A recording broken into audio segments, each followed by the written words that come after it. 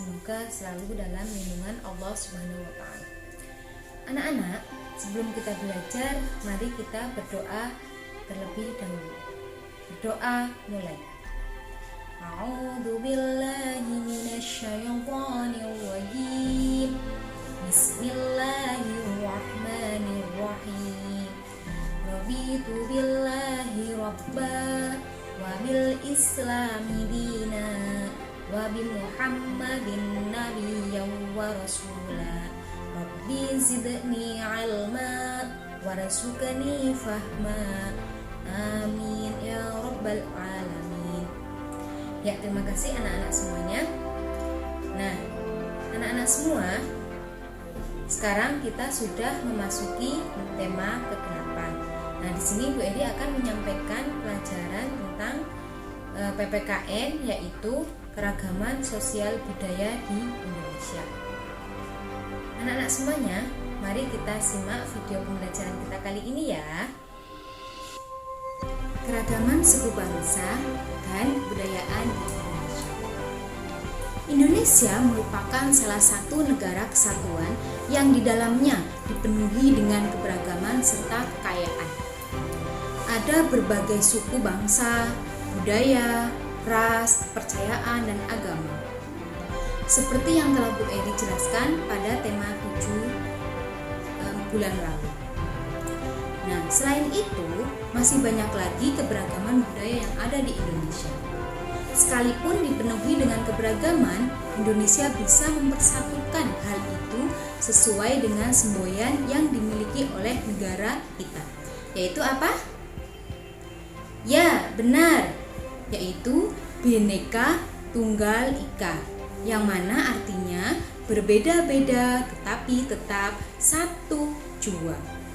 Maksudnya di sini adalah walaupun Indonesia berasal dari berbagai jenis keberagaman, berbagai jenis daerah, atau bahkan berbagai jenis kulit, itu tidak mempengaruhi untuk mereka tetap bersatu, tapi tetap mereka bersatu, yaitu Indonesia.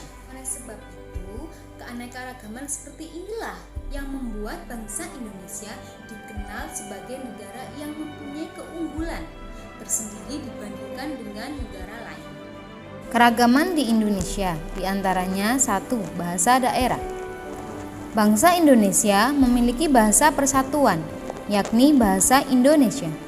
Bahasa Indonesia digunakan dalam dunia pendidikan dan berbagai kegiatan formal lainnya.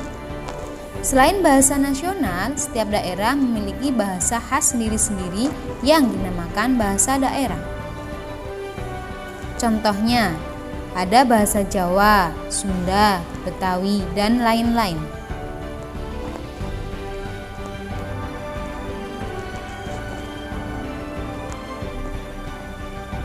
Yang kedua, rumah adat. Lingkungan tempat tinggal memengaruhi bentuk rumah tiap suku bangsa. Rumah adat di Jawa dan Bali biasanya dibangun langsung di atas tanah. Sementara rumah adat di luar Jawa dan Bali dibangun di atas tiang atau disebut dengan rumah panggung. Alasannya adalah supaya bisa menghindari banjir dan binatang buas.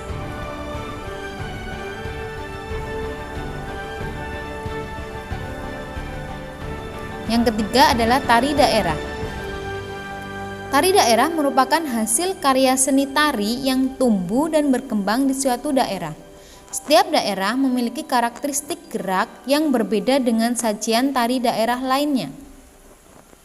Contoh, tari serampang, baluse, dan mandunda yaitu dari Sumatera Utara. Kemudian ada tari perang dan sanggi dari Papua. Dan ada juga tari maingket yaitu dari Sulawesi Utara.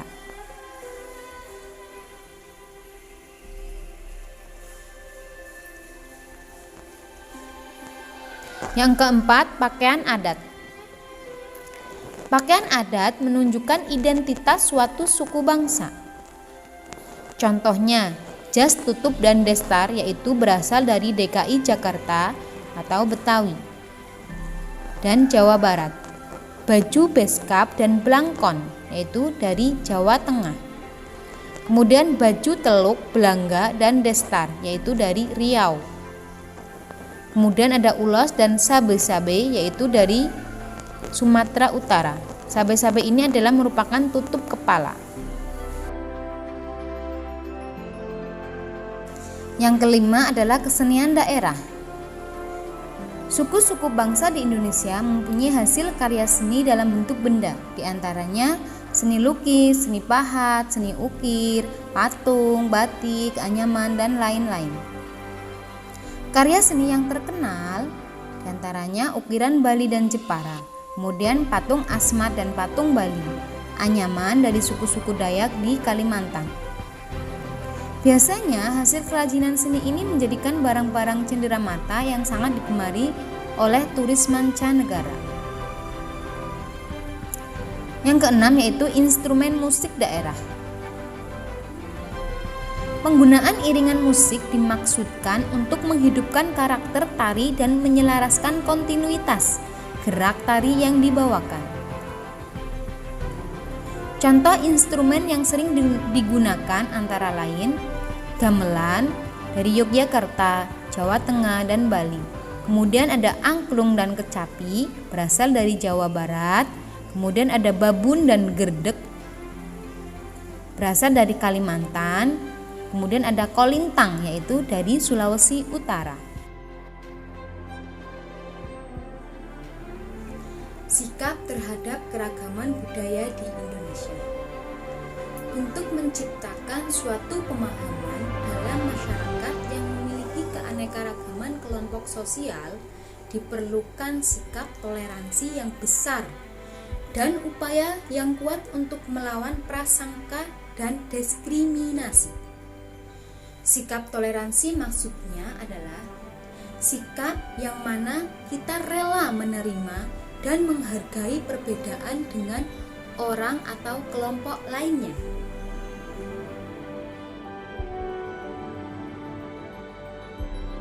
Adapun sikap toleransi yang diperlukan dan dikembangkan untuk mewujudkan persatuan dalam keberagaman. Yang pertama, tidak memandang rendah suku atau budaya lain.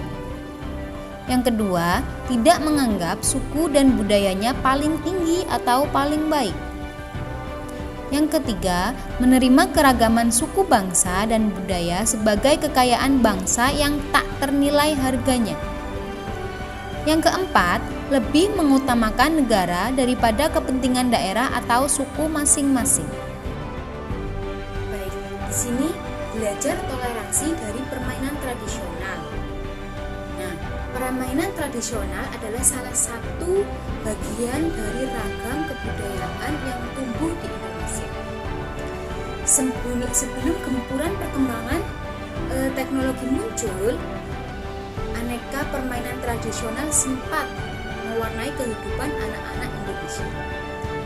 Beberapa di antaranya dikenal luas di berbagai daerah, seperti ada petak umpet, galah asin, gobak sodor, kelereng, lompat karet, ampar-ampar pisang, serta bentengan, dan masih banyak lain sebagainya.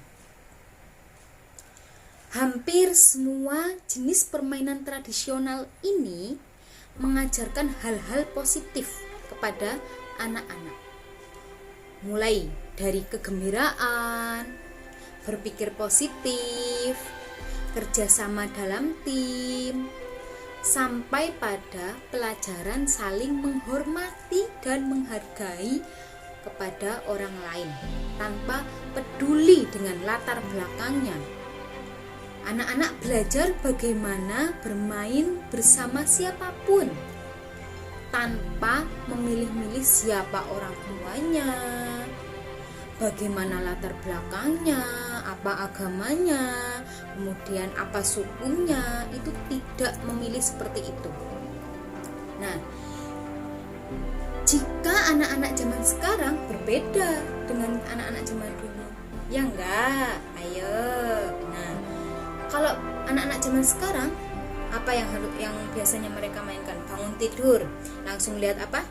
Gadget, ya toh? Nah, kemudian yang dipegang HP. Walaupun mereka dalam satu ruangan, tapi tetap seperti seolah-olah seperti individu sendiri-sendiri. Dia fokus dengan HP-nya sendiri-sendiri walaupun mereka sedang bermain bareng. Nah, itu bedanya anak-anak zaman dahulu dengan sekarang. Karena sekarang juga kita tidak boleh munafik bahwa kita perlu perlu dengan alat-alat teknologi seperti itu. Nah, oleh sebab itu, walaupun sudah ada alat-alat yang canggih, kita tidak boleh menghilangkan permainan tradisional seperti itu. Bolehlah kita main gadget, tapi tidak boleh setiap hari kita main gadget, atau mungkin 1 minggu selalu main gadgetnya. Kalau bisa dijedain, dikasih waktu kita main gadget. Nah, setelah itu baru kita boleh bermain dengan teman-teman kita, yaitu entah itu kelereng, entah itu gangsing atau yang lain sebagainya. Tapi kita tetap mematuhi protokol kesehatan karena musim kita adalah musim, ya benar, masih ada virus corona ya. Tetap jaga kesehatannya. Nah, kemudian nilai-nilai mulia atau nilai-nilai luhur bangsa Indonesia itu lebih mudah dijaga. Jadi kalau nilai-nilai luhur dalam permainan tradisional ini mudah dijaga, itu termasuk dalam hal toleransi, saling menghormati, saling menghargai, serta hidup damai berdampingan. Nah, itu ya, tadi ada beberapa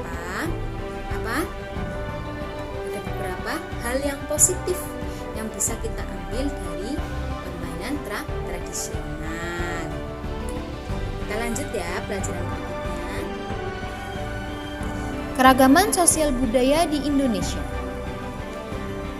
Penyebab keragaman suku bangsa di Indonesia antara lain 1. Perbedaan ras, asal, kemudian perbedaan lingkungan geografis, latar belakang sejarah, perkembangan daerah, perbedaan agama, dan kepercayaan.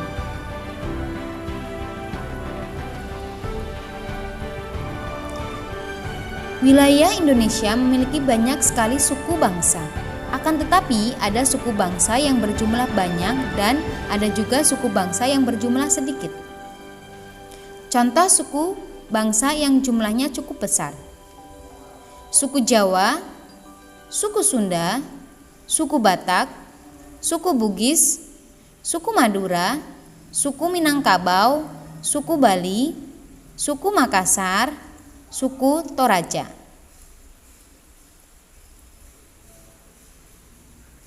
Bentuk-bentuk kebudayaan.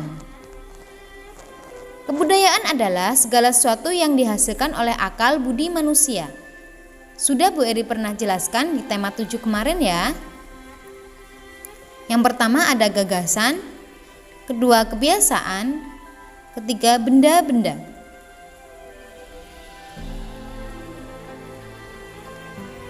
Keragaman kebudayaan di Indonesia. Ada bentuk rumah adat, pakaian adat seperti yang sedang Bu Eri pakai itu merupakan pakaian adat. Adat kebiasaan. Yang keempat, kesenian daerah. Bentuk-bentuk rumah adat. Ada rumah gadang, bolon, joglo, tongkonan, kemudian bentang. Bentuk-bentuk kesenian daerah. Ada musik tradisional, lagu daerah, seni pertunjukan tradisional, benda seni tradisional. Keragaman suku bangsa dan kebudayaan merupakan kekayaan bangsa Indonesia. Untuk itu, kita harus bangga sebagai bangsa Indonesia. Selain itu, kita juga harus bisa mengembangkan perilaku menghargai keragaman suku bangsa dan kebudayaan. Contohnya, dengan menerima suku bangsa dan kebudayaan orang lain. Kemudian, tidak menjelek-jelekan suku bangsa atau kebudayaan orang lain. Keragaman sosial budaya dalam jenis usaha di Indonesia. Indonesia memiliki 34 provinsi. Selain itu juga memiliki ratusan bahasa daerah dan suku bangsa. Maksudnya adalah dari banyaknya provinsi yang ada di Indonesia, tentu dalam persebaran usaha tidak cenderung pada daerah masing-masing yang mengharuskan persamaan suku atau daerahnya. Akan tetapi bangsa Indonesia berbaur menjadi satu kesatuan. Seperti pada buku LKS tema 8 yaitu halaman 71 dan 72. Nah, di situ ada bacaan tentang keragaman sosial budaya dalam jenis usaha di Indonesia. Maksudnya adalah contohnya Kota Bandung. Bandung adalah merupakan suku Sunda. Nah, di situ bukan hanya orang-orang Sunda atau orang-orang dari Bandung saja yang menjual jenis makanan atau jenis usaha lainnya. Akan tetapi banyak dari suku lain yang berjualan di daerah Bandung. Nah, contohnya itu ada orang Sumatera, yaitu membuka usaha penjual pakaian, padahal itu di daerah Bandung. Kemudian ada juga dari etnis Tionghoa juga menjual pakaian. Nah, padahal itu daerahnya daerah suku Sunda. Jadi seperti itu penjelasannya. Hai anak-anak semuanya, Bu Eri ambil kesimpulan dari pelajaran kita kali ini, yaitu keberagaman di antara bangsa Indonesia bukanlah alasan untuk menjadikan kita tidak rukun. Sebaliknya, keberagaman akan menjadikan anugerah Tuhan yang luar biasa kalau kita bisa menyikapinya dengan baik. Kemudian, adanya keberagaman dalam kehidupan menyebabkan seorang berhati-hati dalam bersikap, bertindak, dan berujar. Sebab setiap individu akan sadar bahwa apa yang ia inginkan tidak selalu sesuai dengan keinginan orang lain. Oleh sebab itu, akan tumbuh sikap menghormati dan menghargai orang lain tanpa melihat perbedaan. Yang terakhir yaitu kita harus tetap bersatu dalam keberagaman, sebab bersatunya kita akan menjadikan bangsa Indonesia yang lebih kuat. Semuanya, cukup sekian pelajaran kita kali ini. Semoga bisa memberikan manfaat buat kalian dalam belajar di rumah. Bu Eri akhiri, wassalamualaikum warahmatullahi wabarakatuh. Saya bangga menjadi bangsa Indonesia. Kula remen dados tiyang Indonesia.